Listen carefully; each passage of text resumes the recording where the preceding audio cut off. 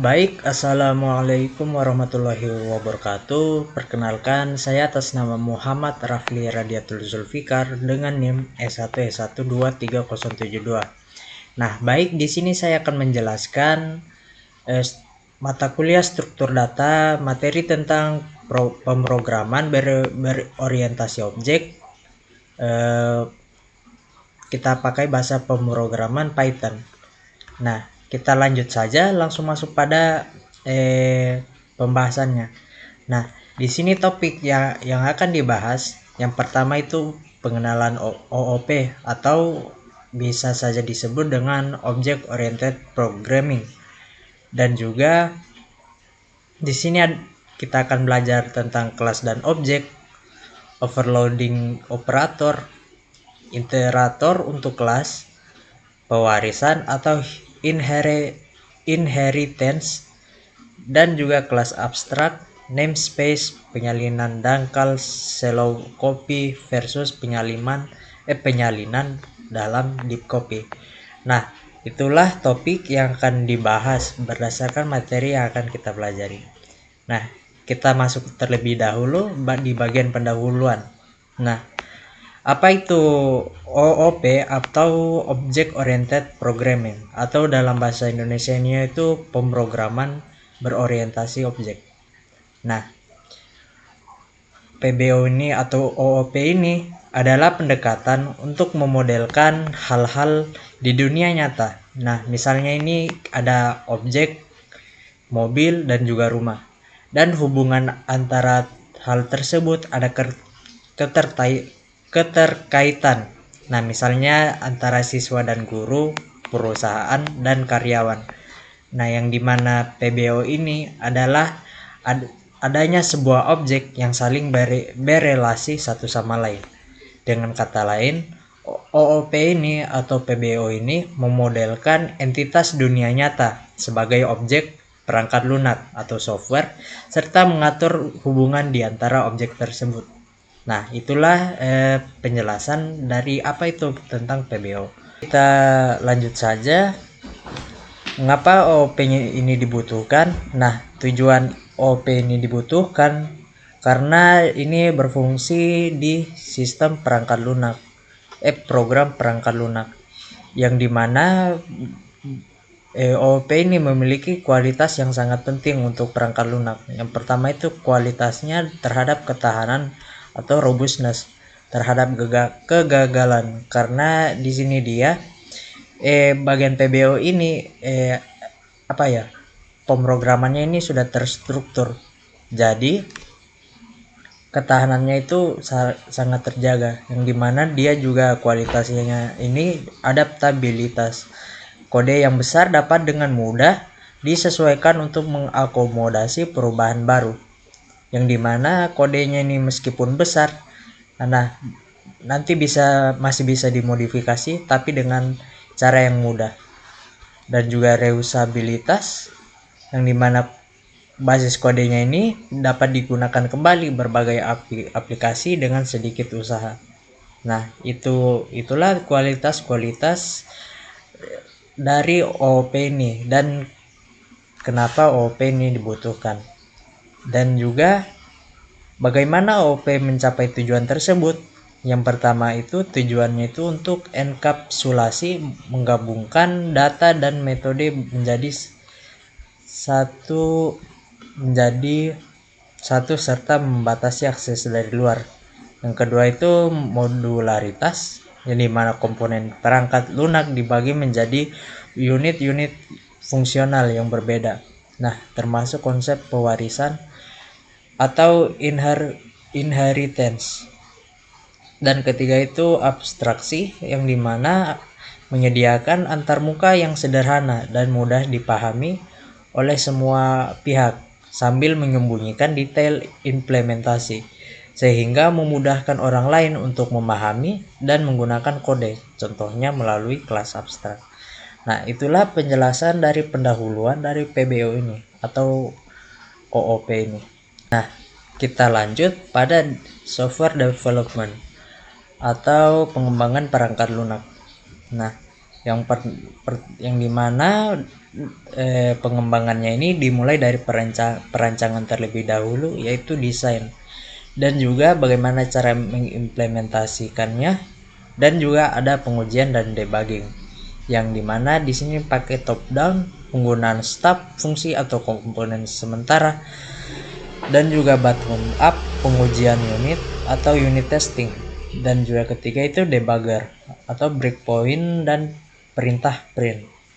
Nah, kita bisa lihat kode di sini yang dimana if underscore name underscore sama dengan tanda kutip underscore main underscore tanda petik titik 2. Nah, kode ini adalah kode yang berada di dalam struktur, yang dimana kondisi seperti yang disebutkan di atas ini atau codingan itu akan dijalankan ketika Python dijalankan langsung pada modul tersebut. Nah, tetapi tidak akan dijalankan ketika modul tersebut diimpor untuk digunakan dalam proyek perangkat lunak yang lebih besar. Jadi ini hanya sebagai testingnya saja. Nah, kita masuk di bagian class definition.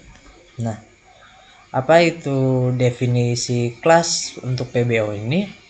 Nah, untuk PBO ini, kelas ini merupakan sarana utama untuk melakukan abstraksi dalam pemrograman berorientasi objek, yang dimana sebuah kelas ini terdiri dari dua komponen. Nah, yang pertama itu metode atau fungsi, yang dimana metode atau fungsi ini adalah member function atau fungsi anggota. Yang kedua itu ada atribut anggota data, yang dimana data member atau anggota data ini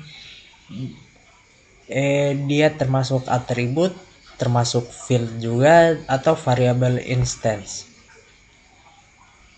Nah, pada PBO ini, kelas ini sebaiknya menyediakan enkapsulasi, yang dimana anggota datanya ini bersifat non publik atau tidak dapat diakses dari luar, dan juga pengecekan kesalahan atau error checking, yang dimana kodenya juga ini diuji menggunakan metode-metode di dalam kelas. Nah, kita masuk pada kelas dan objek, yang dimana kelas ini adalah cetakan biru atau blueprint untuk membuat sebuah objek, yang dimana juga kelas ini menghubungkan data dan juga metode. Nah, contohnya di sini underscore init adalah konduktor which is call yang dipanggil ketika sebuah objek itu diinstansiasi. Nah, yang dimana juga Python tidak mendukung kontrol dalam akses formalnya. Nah, hal ini hanya memerlukan perlindungan data berdasarkan konvensi. Yang pertama itu nama anggota ini diawali dengan garis bawah tunggal. Nah, sedangkan nama anggota data pribadi diawali dengan garis bawah ganda. Nah, bisa kita lihat di sini codingannya, yang dimana di sini terdiri dari kelas dan juga data yang berupa atribut. Nah, saya akan jelaskan codingannya sini, dan saya juga sudah memiliki codingannya.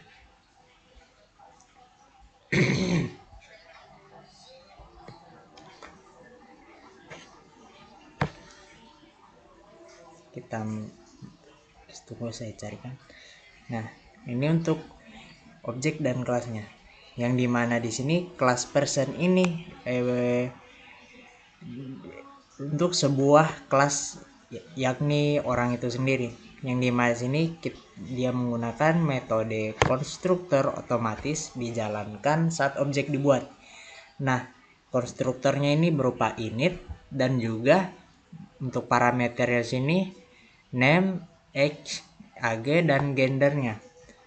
dan diberi nilai default atau non, dan juga dilanjutkan dengan atribut yang ditandai dengan satu underscore, dan juga menyimpan nilai namanya ini atau name-nya ini ke dalam objek. Nah, begitu juga dengan age, dan kalau member ini atribut privat karena dia ditandai dengan dua underscore. Seperti kita lihat, biasanya ini tidak bisa diakses langsung dari luar kelas karena dia ini berupa privasi. Nah, metode untuk menampilkan seluruh atribut ini kita beri fungsi def get attribute dalam kurung self, yang dimana di sini kita akan menampilkan print untuk halo namaku. Kita kembalikan lagi self name dan juga menampilkan umur dan jenis kelaminnya. Dan juga di sini kita menggunakan metode untuk mengubah dan mengisi nilai tersebut, yang dimana self name itu untuk parameter name, self age itu untuk parameter age, dan self gender untuk parameter gender, yang dimana metodenya ini untuk mengubah, mengisi atau mengisi nilai tersebut atau inputannya secara manual ya.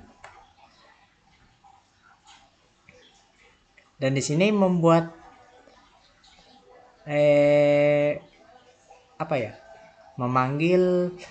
membuat objek untuk person pertama dari kelas person ini.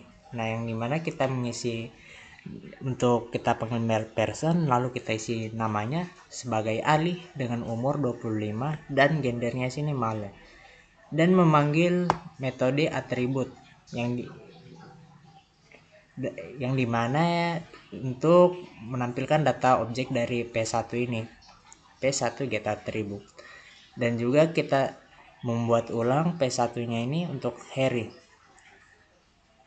Nah, kita lanjut di bagian P2 nya ini, kita membuat metode tanpa menggunakan parameter itu sendiri, yang dimana kita cukup saja isi, langsung kita panggil lagi get attribute, kita harus menampilkannya karena di sini get atributnya kan di sini non. Nah, otomatis di bawahnya ini kita tambahkan P2 gender female, name Sally, dan juga age. Nah, kita kembalikan untuk nilai P2 get atributnya. Nah, setelah di print maka hasilnya akan menjadi seperti ini. Ini halo nama Ali, Harry, di sini non, dan juga di sini jenis namaku Sally, karena jenis kelaminnya sini tidak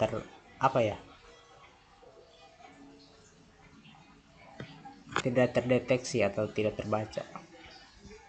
Nah, kita lanjut pada operator overloading. Nih ya, yang dimana atau biasanya disebut dengan kelebihan operator. Nah, overloading operator ini adalah mendefinisikan ulang perilaku operator dan fungsi standarnya untuk berbagai objek yang ditentukan pengguna. Nah, contohnya sini kita bisa lihat sini ada gambar operator standarnya ini dalam bentuk plus, yang dimana menyediakan fungsi yang berbeda untuk operan yang berbeda. Kita bisa lihat di sini A sama dengan siswa 1, B sama dengan siswa 1. Nah, jikalau tim ditambah siswa 1 dan siswa B. Nah, di sini kita langsung coding saja. Saya akan tulis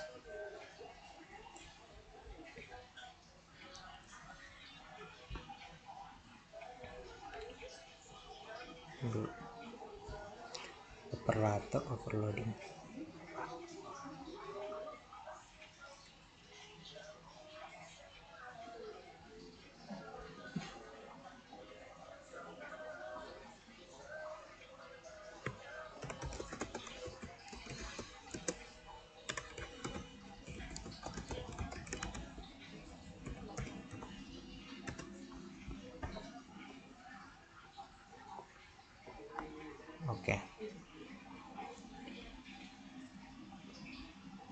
yang dimana sini operator, kita tambahkan komen operator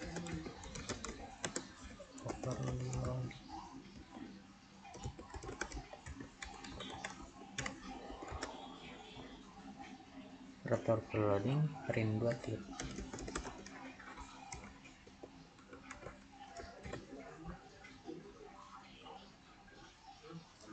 Desain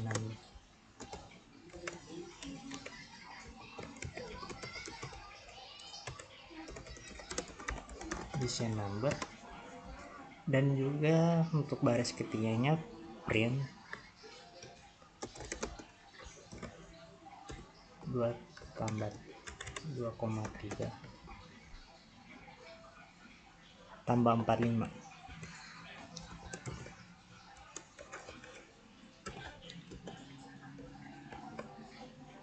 maksudnya 4 tambah 5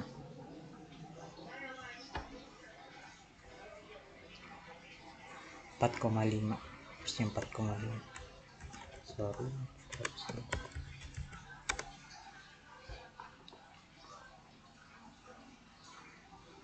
Sini A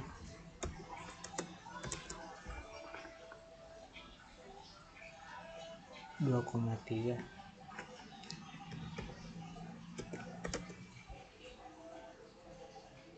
4,5. Setelah itu B nya sini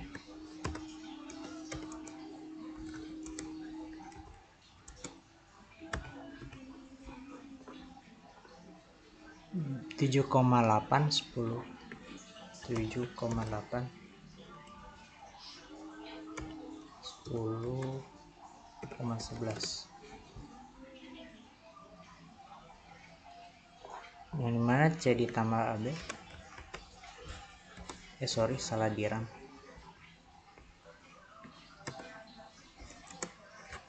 dengan A tambah B.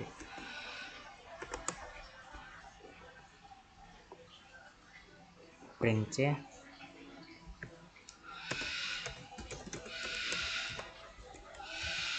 dengan print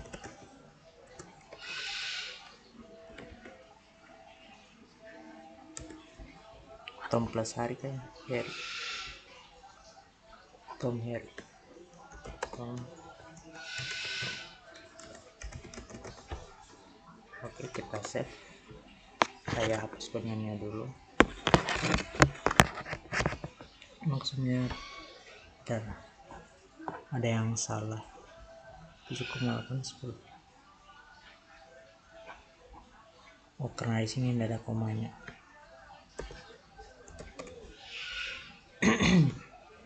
Sekarang, nah jadi dia di sini untuk operator overloading yang pertama itu, jikalau kita menambahkan print 2 ditambah 3 maka menghasilkan 5, dan juga jikalau kita menambahkan print dalam kurung 2,3 ditambah dalam kurung 4,5, nah maka dia angkanya ini akan berjejer. Sama juga dengan jikalau A ditambah B, ini akan menghasilkan 2,3, 4,5, 7,8, 10/11, dan juga di sini untuk print Tom Harry akan muncul Tom Harry, kecuali saya kasih spasi di sini 1, maka dia akan terbantu dengan spasinya juga. Nah, itu dia penjelasan dari operator overloading, yang dimana operator overloading ini melalui metode-metode yang diberi nama khusus, yang dimana perilaku operator standar ini dan fungsi bawaannya di Python dapat didefinisikan ulang untuk kelas baru menggunakan metode dengan nama khusus. Nah, contohnya untuk operator plus atau tambah di overload dengan mengimplementasikan sebuah metode bernama add_2 dan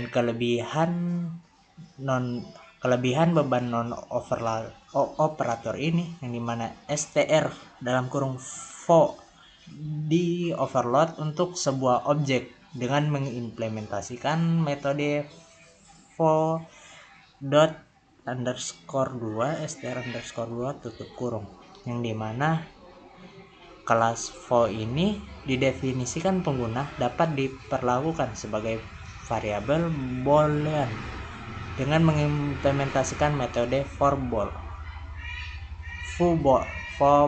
method.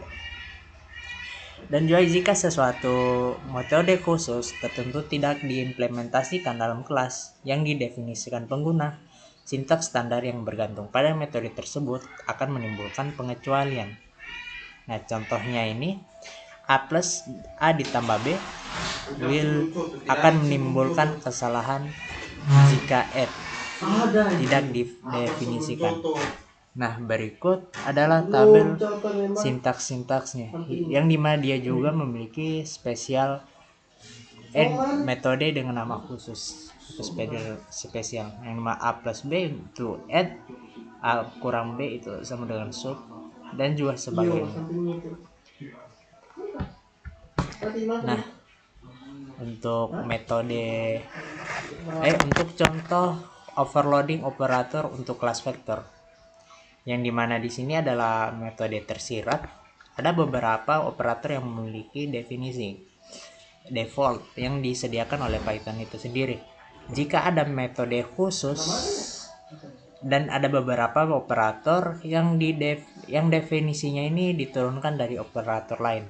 Nah, contohnya ini sebagai contoh the boolean method atau metode bool yang mendukung sintaks if foo memiliki semantik default, sehingga setiap objek selain non dievaluasi sebagai true.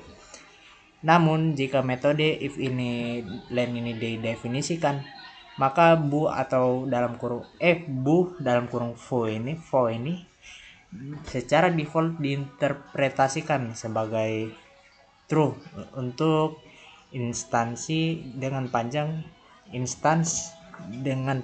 bukan 0. Nah, berikut codingannya.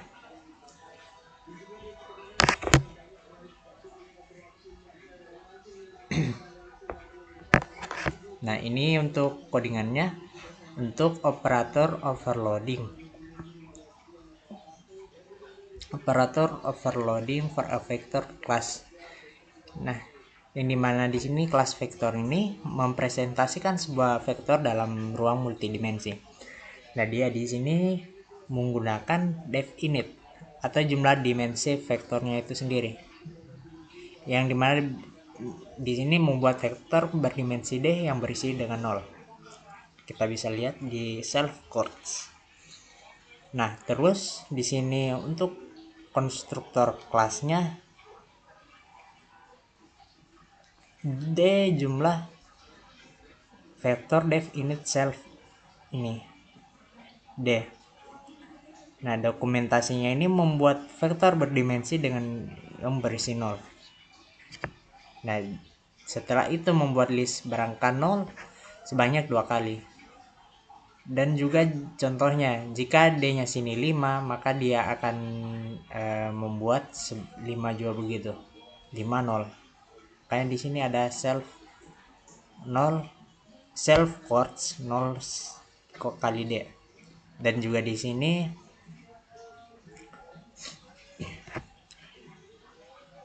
dan def len vector, yang dimana metode khusus untuk mendapatkan panjang sebuah objek. Nah, di sini dia dipanggil otomatis saat menggunakan return len object dan juga mengembalikan dimensi dari vektor itu sendiri. Dan juga di sini def get item, yang dimana di jumlah elemennya ini dalam records-nya ini return, metode khusus untuk mengambil nilai menggunakan indeks, yang dimana mengembalikan koordinat ke J ini dari vektor. Terus dia di sini Untuk set item ini tujuannya untuk mengatur koordinat ke J dari vektor ke nilai yang diberikan. Ini file, ini value. Dan juga untuk def add ini yang dimana dia berfungsi untuk mengembalikan hasil penjumlahan dari kedua vektor, yang dimana jika len ini atau bukan atau len dalam kurung self tidak sama dengan len other, yang dimana dia bergantung pada metode len itu sendiri. Nah di sini raise value error yang dimana dimensinya ini harus sama. Nah resultnya ini vektor len self dimulai dengan vektor 0 itu sendiri. Di sini ada loop for j in range len self, dia akan menambah hasil akhir dari J ini, yang dimana self J ditambah other J. Nah terus dikembalikan lagi untuk hasilnya. Dan def eq self other ini mengembalikan true jika vektor memiliki koordinat yang sama dengan yang lain. Terus lagi dikembalikan di return self coords sama dengan other coords, yang dimana dia mengembalikannya juga di other coords.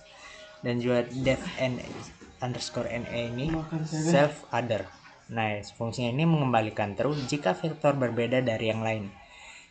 Contohnya di sini dia akan mengembalikan nilai yang berbeda sama dengan other menggunakan definisi EQ yang sudah ada yang ini. Dan juga untuk def str ini menghasilkan representasi string dari vektor, yang dimana dia akan return atau kurang dari sum plus sama str dalam kurung self coords 1.21 ditambah ke kanon, yang dimana di sini dia akan membuat objek vektor berdimensi 5 dan juga membuat vektor berdimensi 5 terus, dan juga menampilkan dimensinya vektor len A. Begitu juga dengan seterusnya. Nah, di sini dia akan dijalankan juga jika vektornya ini panjang tidak nol, print vektor memiliki panjang tidak nol. Dan juga akan dijalankan jika panjang vektor 0 ini print memiliki vektor memiliki panjang 0. Bukan sini. Nah, setelah itu untuk pembahasan di kode selanjut keduanya ini, yang dimana sini ada A, B, C, D sebagai nama variabelnya, dia diisi dengan 3 vektor 5 dan 0. Print dimensi A nilai di sini untuk menambahkan nilai, dan juga B, dan juga A dalam kurung 2 sini sama dengan 3. Untuk B sini 3 itu sama dengan 2. Jadi dia akan dibuatkan rumus menggunakan operator plus yang di overload, yang dimana print C sini sama dengan nilai C nya. Nah kalau totalnya kan sini mau dibuatkan lagi sebuah loop, maka digunakan for entry in C, yang dimana totalnya ini sama dengan entry-nya itu sendiri. Jadi if jika bool D-nya ini menggunakan makna implisit dari fungsi bool, maka print vektor memiliki panjang tidak nol. Nah jikalau sebaliknya vektor memiliki panjang nol, kita coba run. Nah ini dia untuk dimensi A-nya itu berupa 5 karena dia ditambah. Begitu juga dengan dimensi B-nya. Nah di sini dia C-nya, untuk hasil C-nya di sini karena yang pertama tadi itu kan pakai perulangan, nah otomatis dia akan ada 50, maka dia akan kan dari ini kan A-nya ini akan ditaruh kedua jadi 3. Begitu juga dengan B, 3 akan ditaruh kedua, akan taruh di 3. Nah dari 0 ke 0 ini dia akan menghitung dari 0 ke 1, 1 ke 2, 3, 4. Begitu untuk operatornya. Nah untuk iterator for a class, atau biasanya disebut dengan iterator untuk kelas, yang dimana iterator untuk sebuah koleksi menyediakan satu perilaku kunci yang dimana ia mendukung metode khusus yang bernama next yang mengembalikan elemen berikutnya dari koleksi. Nah, jika ada atau menimbulkan pengecualian stop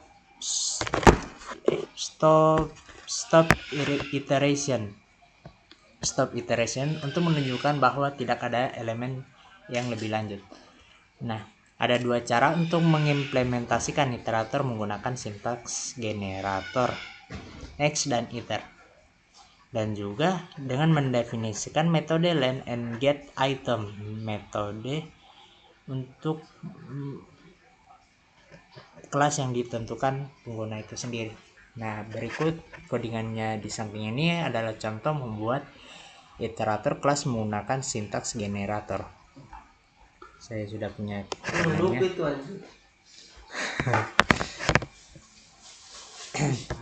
Oke, kita lanjut di bagian penjelasannya. Nah, pertama sini kita membuat kelas yang bernama sequence iterator, dan juga kelasnya ini digunakan untuk melakukan interaksi pada sequence atau sequential, yang dimana di sini terdapat list, tuple, string, dan lain-lainnya. Bisa kita lihat. Oke, di bagian dokumentasi kelasnya ini adalah iterator untuk berbagai tipe sequence di Python.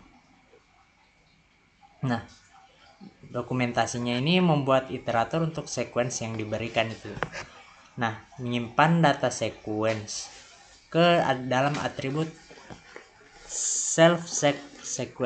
atribut sequence. Kita bisa lihat atribut sequence. Dan juga contohnya ini sequence-nya ini bisa berupa list 1 2 3.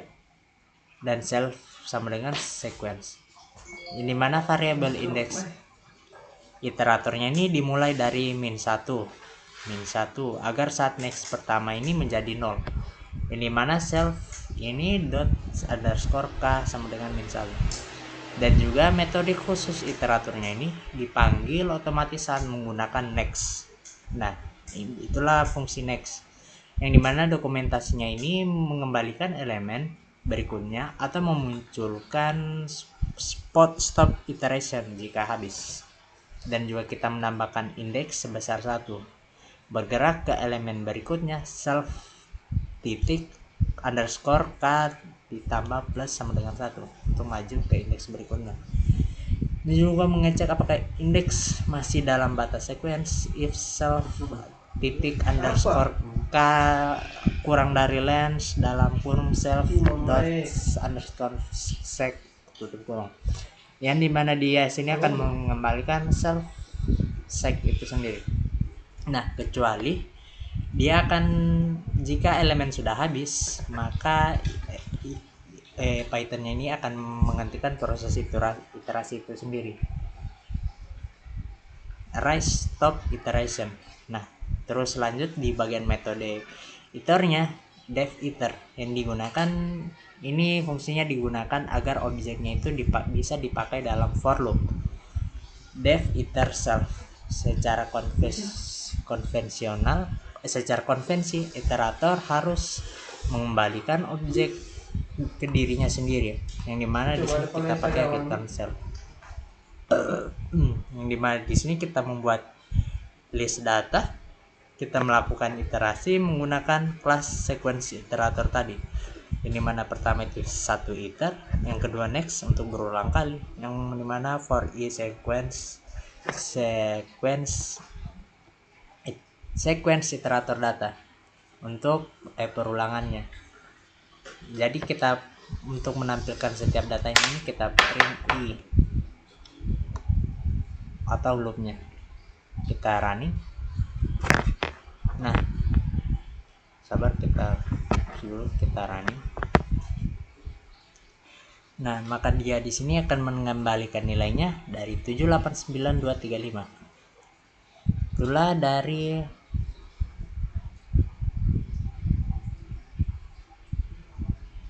penjelasan dari iterator for a class. Untuk kelas iterator. Nah, di sini kita disuruh membuat creating class iterator using len dan get item and function. Yang dimana di sini membuat iterator kelas menggunakan hanya dan get item berupa fungsi. Yang dimana sini implementasi ulang fungsi range dalam kurung function dimungkinkan untuk menjalankan perulangan for pada suatu rentang. Nah, Sarawanku 2. pasal lagi gitu. 3. Ih. Pakai lombo lagi. Sengaja malah.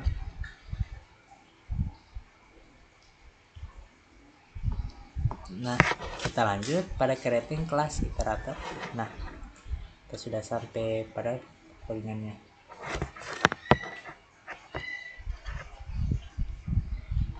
Kita sudah sampai. Nah, pada penjelasannya ini kan pertama kita masuk pada kelas range. Nah, di kelas range ini, kelas ini meniru para cara kerja kelas bawaan Python, yaitu range itu sendiri. Dengan dokumentasi kelasnya ini sebuah kelas yang meniru atau mimik kelas bawaan range. Nah, di sini kita memakai fungsi init, yang dimana untuk konstruktor kelasnya, yang dimana nilai awal itu start dan juga stop untuk batas akhirnya, dan setiap stepnya ini jarak kenaikannya, yaitu ini 1, yang dimana inisialisasi sebuah objek range. Cara kerjanya mirip dengan kelas bawaan range pada Python itu sendiri. Nah, kita mengecek apakah nilai 0 ini, step 0 ini, if step 0, step tidak boleh 0, atau raise value error.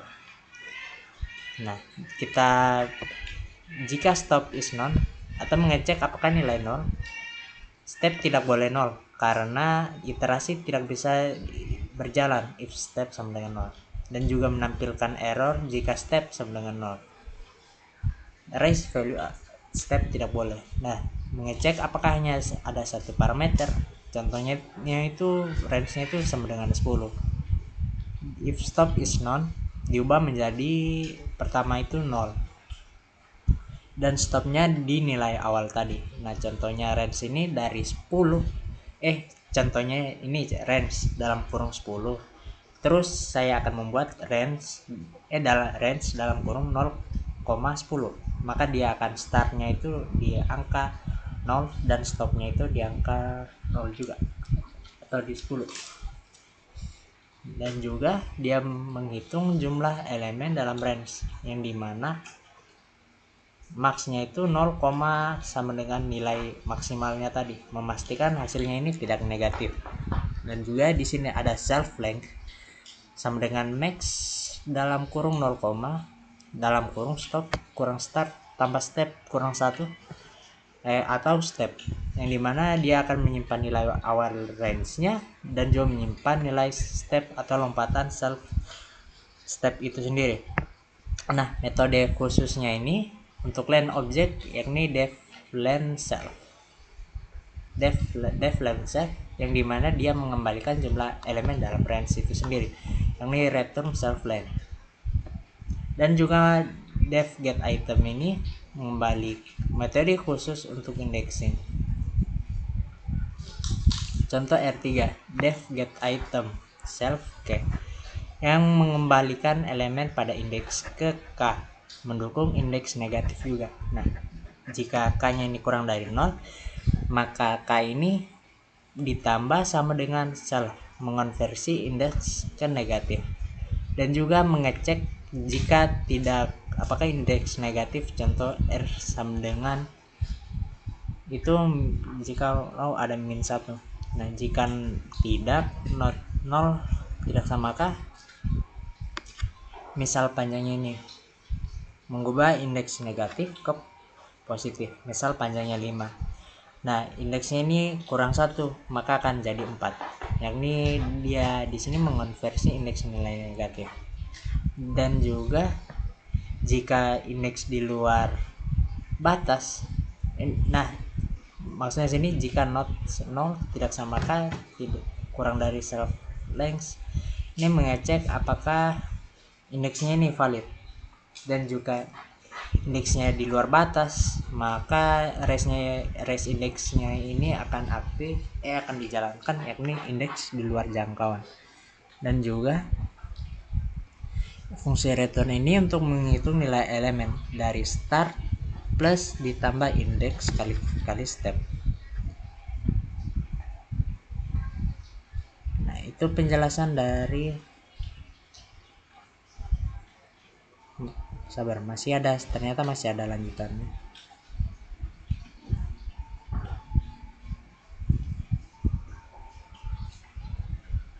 Yang dimana R range ini 8, 10, 140,5. Yang dimana di sini kita akan print panjang dari R-nya, length dalam kurung R, print elemen ke-16 dari R sama dengan R15.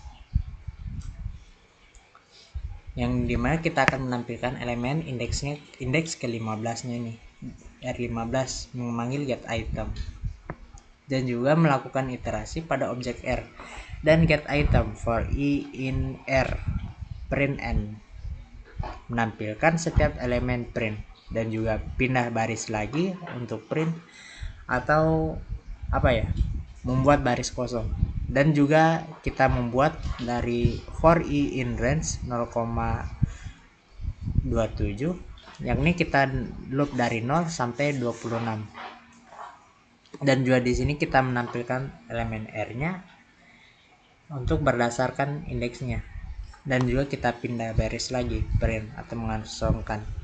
Jadi di sini kita tambahkan lagi membuat objek range langsung di dalam loopnya. Ini kita for i in range 8,140,5,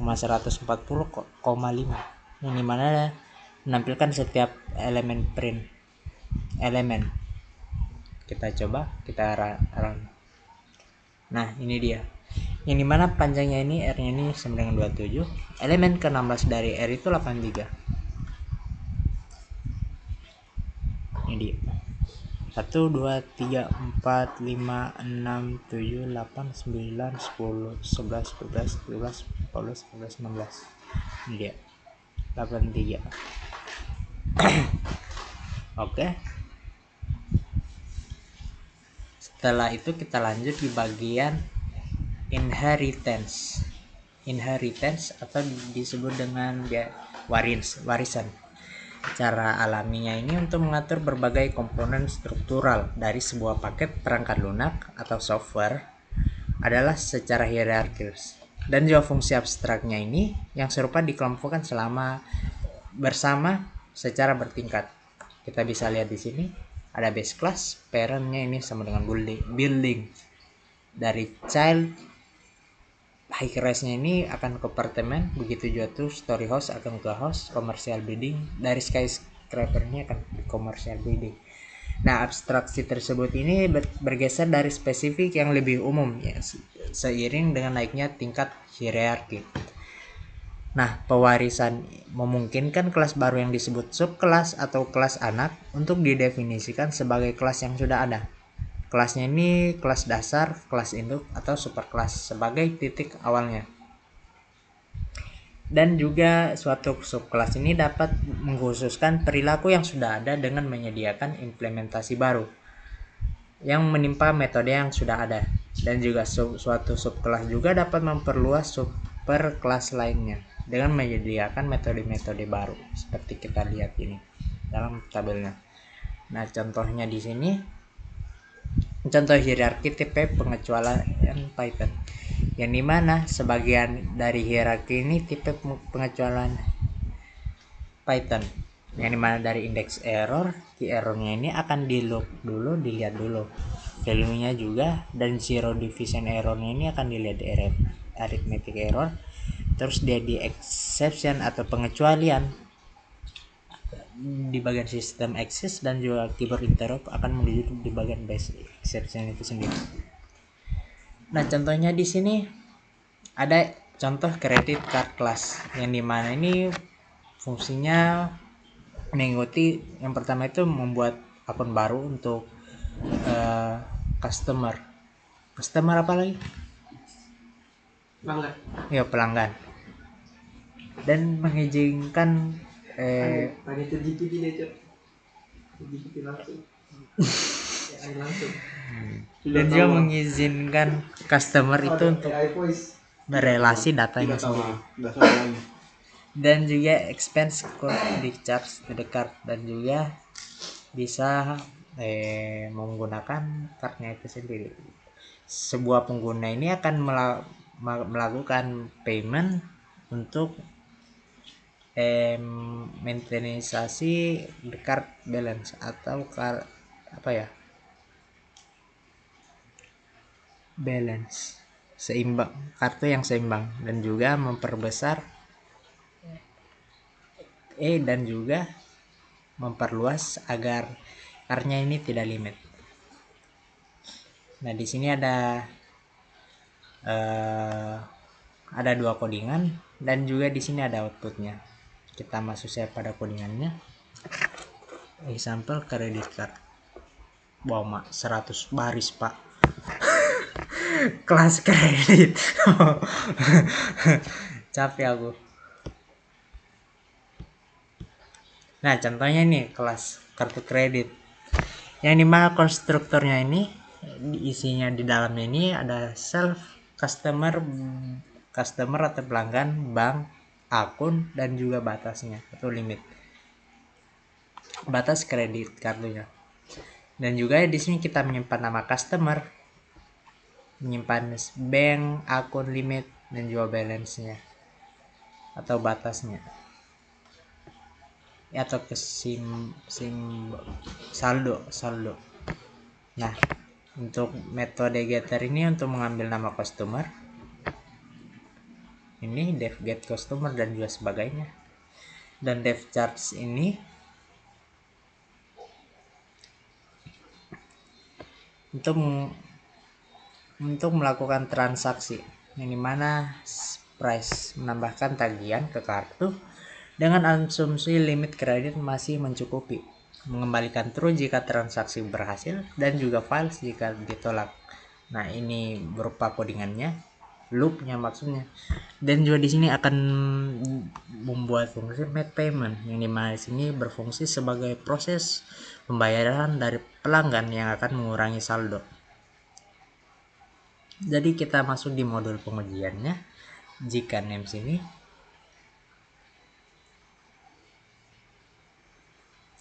ngecek apakah file dijalankan langsung. Nah, wallet disk kosong, ini nama variabel baru, yang dimana kita menambahkan untuk walletnya ini untuk credit card yang berupa nama-nama pelanggan. Ini ada. Dan juga loop 1-16 untuk menambahkan tagihan kartu pertama, menambahkan tagihan ke kartu kedua. Nilai transaksinya ini 2 kali value atau nilai. Terus di wallet 2 ini sama juga, tidak sama, hanya dia menambahkan 3 kali value. Dan untuk loop for check in range, yang dimana di sini akan menampilkan 3 data kartu dari tadi tersebut, dan menampilkan nama customer, bank, akun, limit, dan balance, yang dimana while-nya ini selama saldo masih lebih dari 100, maka dia akan membayar dia akan melakukan saldo baru, membayar saldo sebesar 100, dan juga menampilkan sebuah saldo terbaru. Dan di sini akan menampilkan garis begini, yang dimana dia akan membuat kelas lagi. Contoh pewaris kelas itu sampai di situ. Kalau kita running, kita running dulu. Nah, ini dia customer sampai balance. Nah,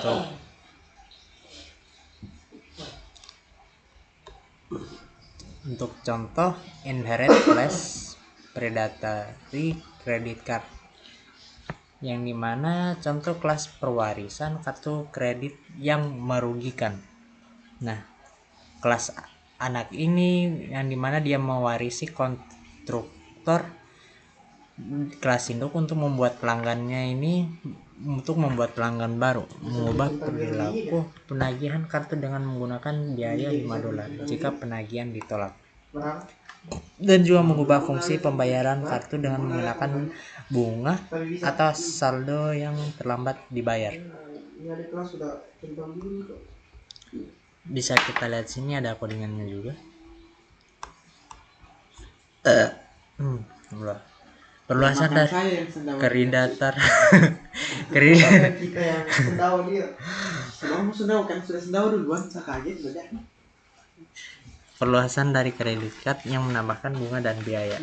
Yang dimana di sini definite ini membuat instansi kartu kredit predator baru saldo awalnya adalah 0.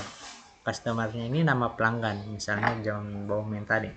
Dengan bank California Savings, akunnya ini 5391, limitnya ini dalam dolar, dan juga suku bunga tahunan misalnya 0 untuk 8,25%. Yang dimana super init ini untuk memanggil konstruktor induknya, yang dimana dev charge ini perilaku turunan yang dimodifikasi yang menambahkan tagihan kredit kartu dengan asumsi limit mencukupi, mengembalikan true jika berhasil, sukses, mengembalikan false dan menambahkan denda $5 jika ditolak. Ini sukses. Jikalau tidak sukses, maksudnya dia akan menambahkan $5. Dan juga di sini perilaku baru subkelasnya untuk proses monnya ini menambah bunga bulanan pada saldo yang belum dibayar. Nah, jika saldonya ini positif atau lebih dari 0, ubah APR menjadi faktor bulanan. Nah, predatory credit card ini don't get balance saldo setelah proses bunga. Nih, sisa limitnya itu 5, dan juga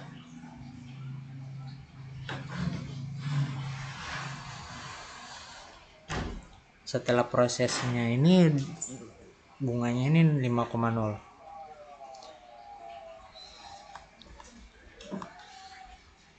Oke, another contoh lain dari pewarisan perkembangan yang dimana sini menghasil kelas dasarnya sini penjelasannya di sini ada menghasilkan urutan umum. Dia ini menggunakan sintaks generator, next, dan juga iter untuk menyediakan kemampuan iterasi. Dan juga kita buat 3 kelas anak baru untuk memperluas kemampuan kelas dasar ini. Kelas dasar ini. Nah, ada 3 tadi, aritmetik, geometrik, dan Fibonacci. Yang dimana di sini ada contohnya lagi. Another. Nah, ini ada 100 codingan lagi.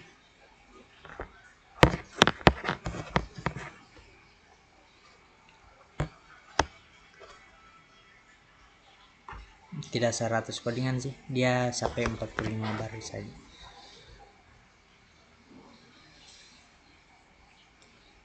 Kelas progression ini iterator yang menghasilkan sebuah direct progression umum. Nah, secara defaultnya ini akan menghasilkan bilangan 0, 1, 2. Dan juga dev init ini untuk menginisialisasi nilai awal directnya, yakni 0. Dia akan start ke 0. Dan juga dev advance ini memperbarui nilai self current ke nilai berikutnya dengan menambahkan plus sama dengan 1 untuk membuat jenis deret yang berbeda. Dan juga dev next self ini mengembalikan elemen berikutnya atau stop iteration jika selesai. Jika self titik underscore current is none, penanda deretnya ini akan akhir dari deret, maka dia akan stop iterasi. Nah, jikalau sebaliknya, simpan nilai saat ini dan juga maju ke nilai berikutnya, dan juga kembalikan hasilnya gitu, return answer. Dan juga di sini dev iter ini Sesuai konvensi, iterator harus mengembalikan dirinya itu sendiri. Kita return self lagi dengan kita def print progression self, n. Yang ini kita mencetak n nilai berikutnya dari deret prints join external self for j in range. Save progress. Maka hasilnya akan menjadi seperti ini. 0 1 2 3 4 5 6 7 8 9. Kita tes saja. Nih 0,1 2 0 1 2 3 5 4 5 6 7 8 9. Nah, baik, kita lanjut codingan berikutnya. Yang di sini ada 3 progression yang ada perkembangan, yang dimana ada perkembangan aritmetika, geometris, dan juga Fibonacci. Nah, yang pertama itu perkembangan aritmetika, yang dimana setiap kelas turunan memodifikasi kelas dasar, yang dimana konstruktor init, dan juga memodifikasi metode advance 0.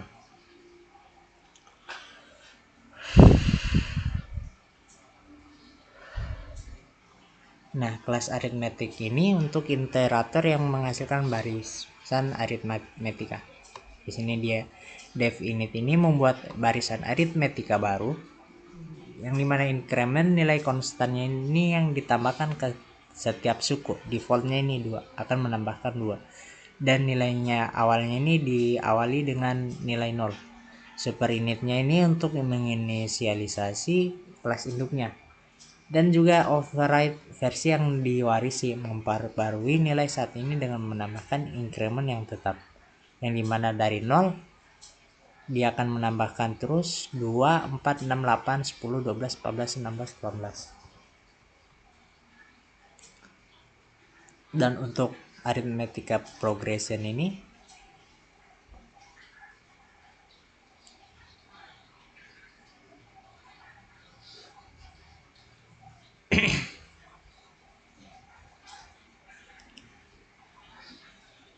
dia iterator yang menghasilkan barisan yang geometrik. Dia akan membuat barisan geometrik baru, yang dimana nilai konstannya ini akan dikalikan 2 setiap suku kali 2. Dan juga nilai awalnya ini dimulai dari nilai 1, yang dimana dia menginisialisasi kelas induk seperti tadi, dan juga memperbarui nilai saat ini dengan mengalihkan dengan nilai base-nya. Dia akan berubah menjadi B geometric progression atau mengembali sama dengan B prime progression ini sama dengan 10. Jadi dia akan mengkali terus 2 sampai 10 kali. 10 sampai 10 kali. Dan juga untuk kelas Fibonacci progression, dan dia sama juga suku pertamanya itu dari barisan itu adalah 0, dan suku keduanya itu barisannya itu adalah 1, yang dimana dia memulai barisan dengan nilai pertama atau 0, nilai fiktif sebelum suku pertama, memperbarui nilai saat ini dengan menjumlahkan 2 suku sebelumnya, yang dimana self current sama self current self ref ditambah self current, yang dimana dia di sini 10 sama juga kayak tadi, yang dimana dia akan memprint nilai Fibonacci progression 4,6 dan print progression sampai 10 kali. Yang ini di bawahnya ini dia akan pertama dia akan print ini dan juga 46. Oke, kita masuk di kelas abstrak, yang dimana kelas abstrak ini dapat dianggap sebagai cetak biru atau blueprint untuk template untuk kelas lain. Kelas abstrak ini adalah kelas yang diberi satu atau lebih metode abstrak. Nah, metode abstrak adalah metode yang memiliki deklarasi tetapi tidak memiliki implementasi. Dan juga kelas abstrak tidak dapat diinstansiasi. Kelas abstrak ini membutuhkan subclass atau kelas anak untuk menyediakan implementasi itu sendiri. Nah, kelas abstrak ini diperlukan untuk menyediakan abstraksi atau antarmuka API yang disederhanakan sambil menyembunyikan implementasi yang mendasarinya. Python-nya ini menyediakan kelas abstrak dengan mendeklarasikan kelas dasar abstrak ABC yang dapat diwarisi oleh kelas turunan lainnya.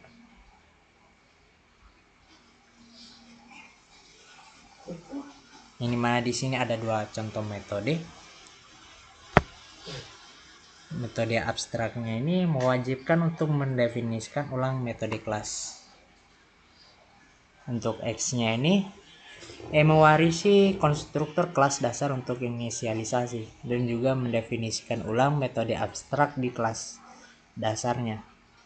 Kita bahas saja langsung pada codingannya. Oke, di sini ada abstrak kelas 1.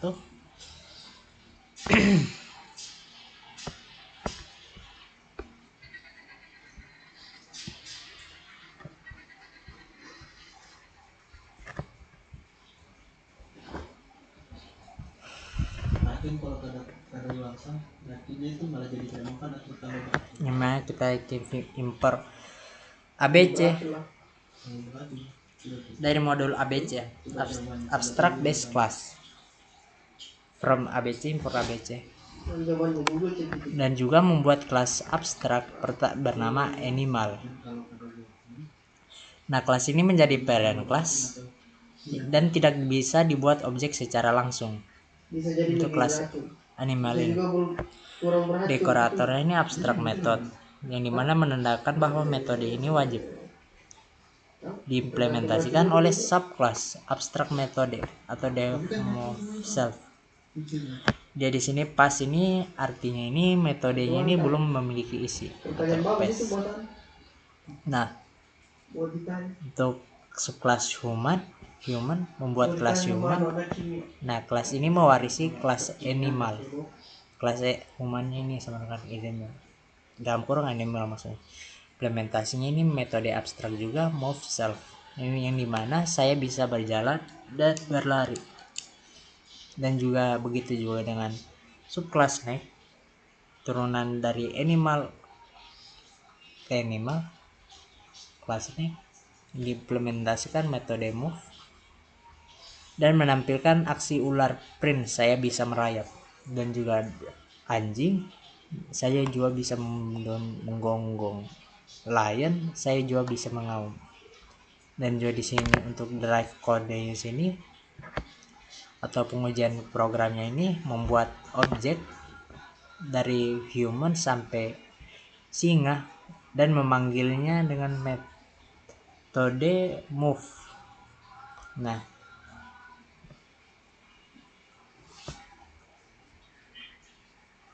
nih, ini akan menyebabkan error karena animal adalah kelas abstrak. Kalau L animal print. Nah, saya bisa berjalan dan berlari, saya bisa merayap, saya bisa menggonggong, dan saya bisa mengaum. Au. Oke. Kita masuk pada codingan contoh keduanya. Ini mana dia import ABC abstrak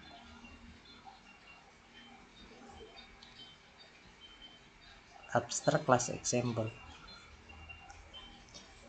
Ini mana dia akan menyimpan def init sebagai self value. Self value nya ini sama dengan nilai. Dia akan menambahkan konstruktor dari super init dan dekorator abstrak metode ini wajib diimplementasikan oleh subclass. Ini mana akan abstrak method yang dimana dia mendefinisikan atau membuat definisikan do something atau lakukan sesuatu. Nah, metodenya ini abstraknya ini belum memiliki isi, jadi dia pas digunakan sebagai placeholdernya.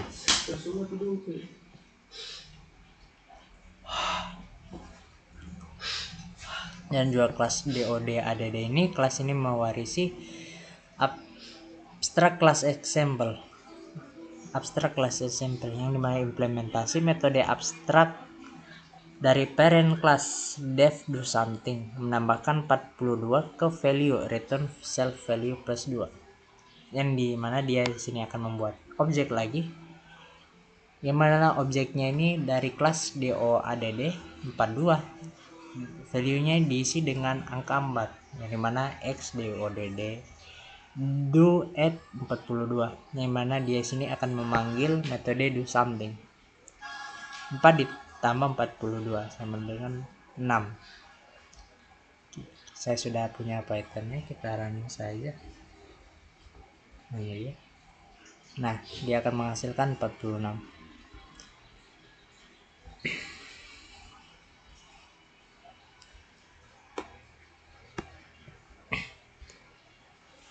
Nah, ruang nama dan juga orientasi objeknya, yang dimana namespace-nya ini kelas mencukup semua deklarasi yang dibuat langsung di dalam badan definisi kelas.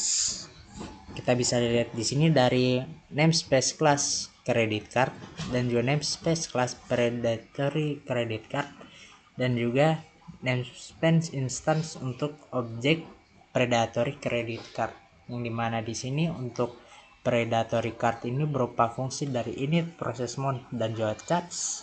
Kelas name card ini terdiri fungsinya dari init, get customer, bank, akun, payment, get balance, atau apa ya, dan juga limit dan juga charge. Ini untuk customer, bank, akunnya ini akan muncul seperti ini. Dan juga kita masuk pada materi penyalinan dangkal dan dalam atau allowed and deep copying. Metode berbeda untuk menyalin data, yang dimana alias, salinan dangkal, dan salinan dalam. Nah, kita bisa lihat di sini dari Wormtons, ini listnya ada rate-nya ini 249, 169. Nah, tuh dua alias ini untuk daftar warna yang sama, yang dimana paletnya ini adalah sama dengan nada hangat. Nah, jika palet warna diubah, warna hangatnya juga akan berubah. Keduanya ini berbagi lokasi pada memori yang sama. Dan juga ini salinan dangkal dari daftar warna. Paletnya ini adalah daftar warna hangat. Nah, kita dapat mengubah dan kita dapat menambah dan menghapus elemen dari palet tanpa memengaruhi warna hangat. Namun kita tidak dapat mengedit instance warna dari daftar palet. Hal itu akan memengaruhi warna-warna yang berbeda bernada hangat. Meskipun merupakan daftar yang berbeda, masih ada alias tidak langsung. Misalnya palet 0 dan Wormtons-nya itu 0 juga sebagai alias untuk contoh warna yang sama.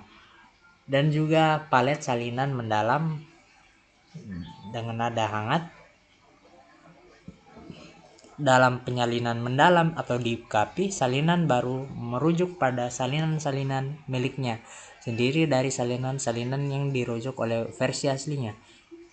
Ini menciptakan lokasi memori terpisah untuk kedua salinan, dan kedua salinan tersebut dapat dimodifikasi secara independen tanpa saling memengaruhi satu sama lain.